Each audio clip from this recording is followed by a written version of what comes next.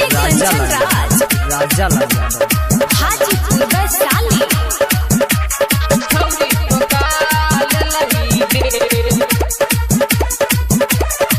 पहिले पातर रह दहिया यब मोटा गेलही गे आना तू करे पहिले पातर रह दहिया यब मोटा गेलही गे कौन डीजे वाला छोरा संगे छौरी ठोका लेलही गे कौन डीजे वाला छोरा संगे छौरी ठोका लेलही गे पहिले पातर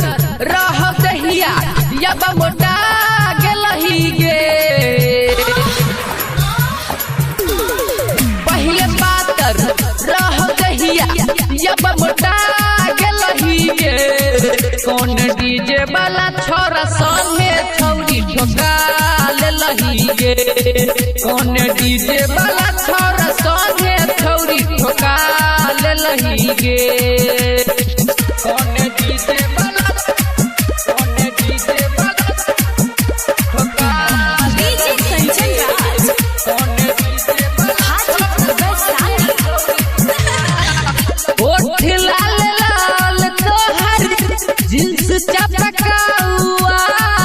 डीजे पहिला बैठी कमर लचकौआ ऐसे ना बोला होठ लाल लाल तोहर जींस चपकाउआ डीजे पहिला बैठी कमर लचकौआ छौरा तोरा पतकल कौतुह मुस्काई देलही